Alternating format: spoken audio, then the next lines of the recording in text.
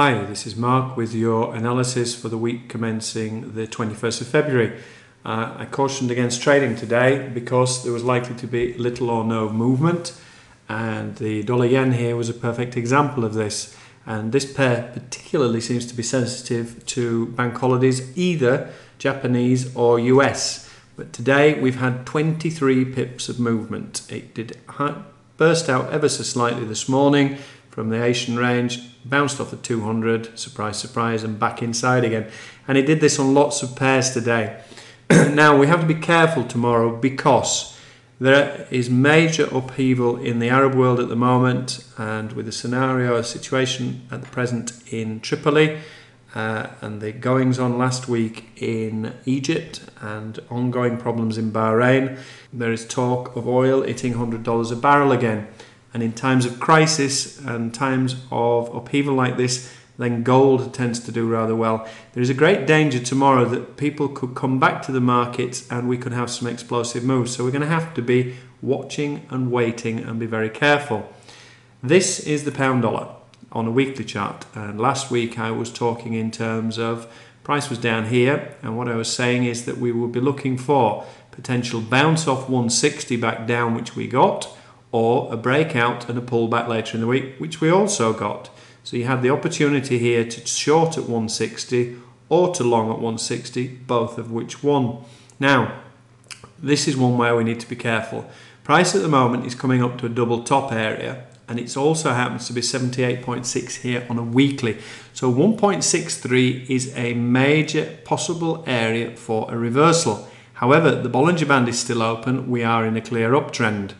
Ways to play this, probably the best thing to do is if it pulls back to 160, I would be interested to long. Watch the Bollinger Band. Let's go down to a daily. This is the daily chart. A little clearer about these double tops, and it also, this area here held back in October of last year. So this is a major area. So from a reversal point of view, swing traders, counter trend traders will be looking for shorts at 163. Not for me. I'm more interested to long, and the first line in the sand would be 60-65 area here, previous major support and resistance. And say if it was to get all the way back down to 160 again, definitely be interested to long. However, be careful with the pound, because on Wednesday, I believe it is, we have the MPC meeting minutes, and there has been more and more dissension recently. And if there is more support for the idea of an interest rate rise, then the pound will shoot up Wednesday. So watch this space. Euro USD, I said last week that for me I was only interested to long, and 3,500 was the area. And the reason was that it was 50% fib, it was the whole number, and it was this 200 EMA. And what did it do? It bounced along it all week. And I also said that be careful and be mindful of the EMAs. Now this has moved slightly now, but the monthly was down here. And what happened? Price came down, spiked to the pip on the weekly 55 EMA and promptly bounced away again. The scenario that we have now, I would be interested to long if we get back down to 35.20 area again.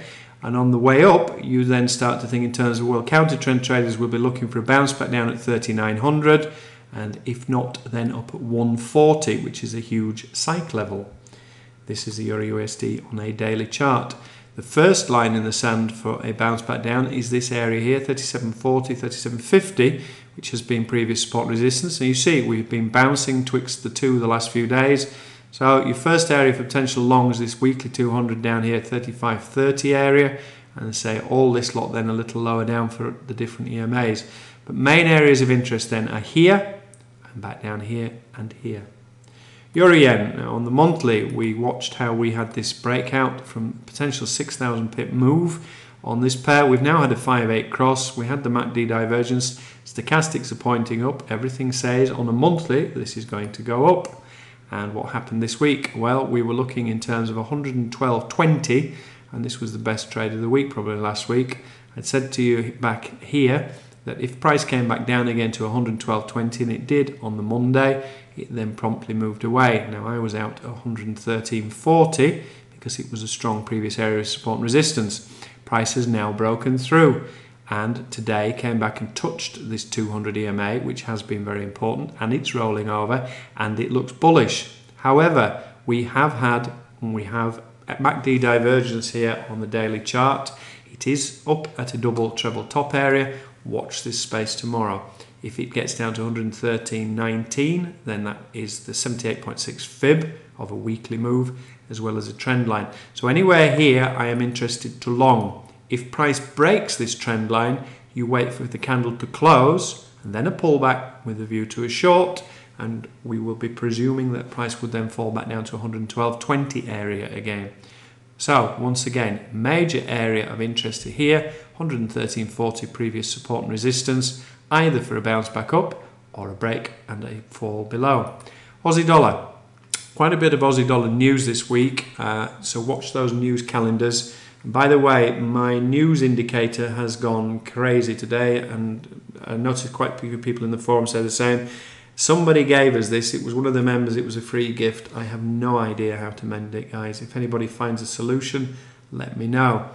Once more, the main areas for me here is a potential possible pullback down to 100.20, which was the major line in the sand for a possible bounce back up. And what I said last week, we were looking here and I said that price, as it came down here, wait for price to close below the 55 EMA with a view to a short, or look for a bounce back up.